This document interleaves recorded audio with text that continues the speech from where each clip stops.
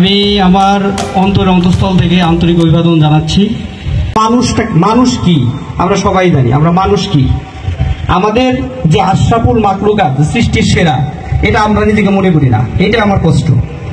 আপনার যে কত মূল্যবান, মন আল্লাহ তাআলা আপনাকে আমাকে যে কত মূল্যবান করে সৃষ্টি করছে, এত সৃষ্টির মধ্যে শুধু আপনি আমি বুঝি কোনটা ভালো কোনটা মন্দ। আর সেই ভালো মন্দ বুঝার পরেও মন্দটার দিকে আমরা ধাবিত হই না। দেখেন, আপনাকে আমি ভালো করতে পারবো না। এই চৌগাছা থানার মধ্যে কত বড় এরিয়া, আপনি যদি কোন জঙ্গলে বসে কোন ঘুমে বসে দুটাইয়া বা খান, এক বোতল ফেন্সিডিল খান, একটা গাদার স্টিক খান, এটাকে কারো পক্ষে দাঁড়ানো সম্ভব? আপনার বাবা মায়ের পক্ষে তো সম্ভব না। তাহলে সম্ভব কি? নিজেকে চিনতে হবে কোনটা ভালো কোনটা মন্দ, সেই জায়গায় নিজেকে ক্লিক করতে হবে যে আমি যে কাজটা করতেছি এটা কি গুড অর ব্যাড।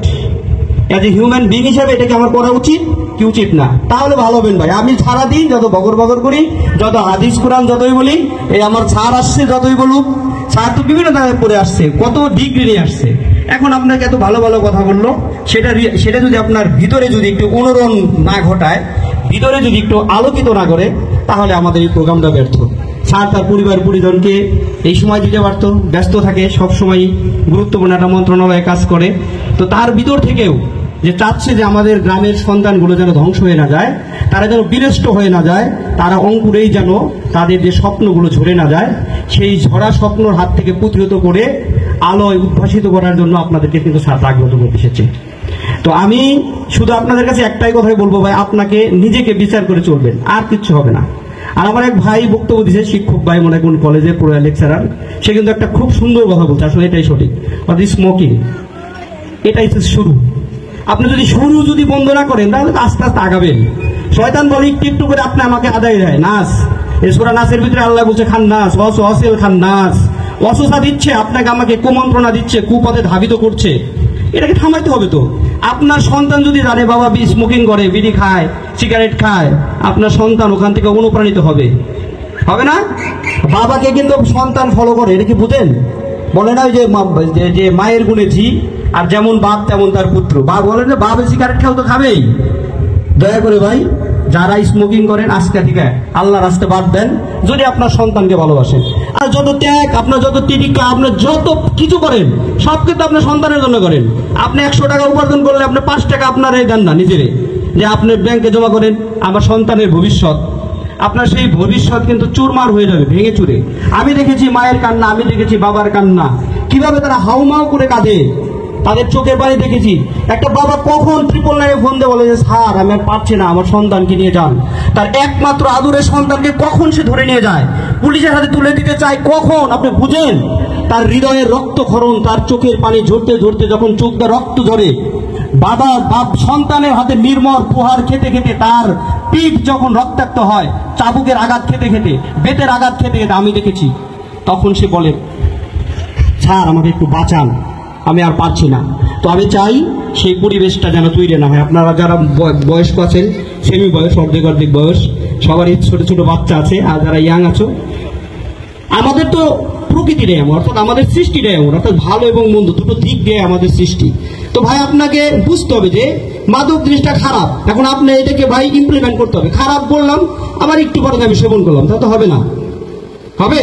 তো এই জন্য ভাই আমি আপনাদেরকে বলি, দেখেন যারা আপনাদের এলাকায় মাদক ব্যবসায়ী, আমি কম্পিউটারে ক্লিক করে দেখতে পাই, প্রত্যেকটা লোকের 7টা 8টা 15টা 20টা 18টা পর্যন্ত মাদক মামলা আছে। তারা জেলখানায় যায়, আরো দ্বিগুণ উদ্দীপনা নিয়ে সবার মাদক বিক্রি করে। তাহলে আপনাদের কি করতে হবে? আপনার সমাজে যে মাদক বিক্রি করতে আছে আপনারা চেনেন না? সবাই চেনেন, কিন্তু চুপ কেন রে ভাই? ঝড় আসলে কি শুধু তার ঘর ভাঙবে? না, সবার ঘর ভাঙবে, সবারটা উড়িয়ে নিয়ে যাবে, সবার সন্তানকে ধ্বংস করে দিচ্ছে।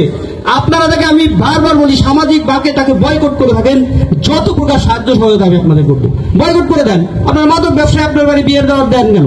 আপনার ছেলের মুসলমানিতে তারা দাওয়াত দেন কেন দেন? যে তুই মাদক ব্যবসায়ী, তোর দাওয়াত দিন না, সবাই জানো যে মাদক ব্যবসা করে, দেখো আমার বাড়ি আমি বিয়ের দাওয়াত দেন, আমার ছেলের বিয়ের দাওয়াত দেন, ও দাওয়াত নামটা ধ্বংস করে দিচ্ছে। ও তো দেশের শত্রু, জাতির শত্রু। বলেন না, করেন না সামাজিক ভাবে, আমি একা পারবো না। তো আপনারা আমার শক্তি ভাই, আপনারা আমার পাশে থাকেন, ইনশাল্লাহ আমি চৌগাছাবাসীকে মাদক মুক্ত করে দেবো, কিন্তু আপনাদের হ্যান্ডস লাগবে, আপনাদের এই হাত আমার শক্তি, আপনারা আমাদের এই হাতকে আমাকে মজবুত করবে ভাই, আমি পারবো না, তো আমি একা। আপনারা আমার পাশে থাকেন, মাদক ব্যবসায়ীকে ধরে গাছের সাথে বেঁধে রাখেন মাদক সহ, আমি এসে যদি না নিয়ে আপনাকে বলবেন, কিন্তু ভাই আমাকে সহায়তা করতে হবে। তো এই জন্য আমি বলি ভাই, আপনার সন্তানকে ভাই আপনি একটু সময় দেন। আপনার সন্তান পড়ার টেবিলে বসে আছে, আপনি একটু পাশে বসে দেন। এই যে স্যার, এত বড় স্যার হয়েছে, তার মা বাবার অবদান আছে, তার মা তার বাবা পাশে বসে থাকেছে, প্রতিদিন স্কুলে গিয়ে কি পড়ছে প্রত্যেকটা হিসাব নিচ্ছে। আমি জানি না, আমি ধারণা করে বলছি, আমার বিশ্বাস মা বাবা তার এই চক্রটা নিচ্ছে, যদি না নিত সে এত দূর যেতে পারতো না। আপনি আপনার সন্তানকে বলেন, বাবা তুমি পড়ো, তুই পড়ো, আর বাবা ও কি পড়বে, ওর পাশে বসে থাকো কি করে। তোমার ছেলেটা স্কুলে গেছে, স্কুলে সারাদিন কি করছে, একটু হোমওয়ার্ক কি, তার বই কি করছে একটু দেখেন, আপনার সন্তানকে আপনি সার্ভেলেন্সে রাখেন, ইনশাআল্লাহ আপনার সন্তান ভালো হবে। দেখেন প্রত্যেকটা সন্তান যারা সফল হয়েছে তার মা বাবার পরিশ্রম আছে। এখন আপনি চায়ের মোড়ে, আমি তো রাতে বের হই 9টা 10টা পর্যন্ত, আপনি ডিজে গান দেখেন, টিকটক দেখেন, হা হা করে হাসেন, আর আপনার সন্তান বাসায় বসে পড়বে। একদিকে মা স্টার জলসা দেখছে, একদিকে বাবা চায়ের কাপে মানে ধোয়া হচ্ছে, চুমুক দিচ্ছে, আর রাত বিভিন্ন গল্প করছে, আর আপনার সন্তান পড়ার টেবিলে বসবে না।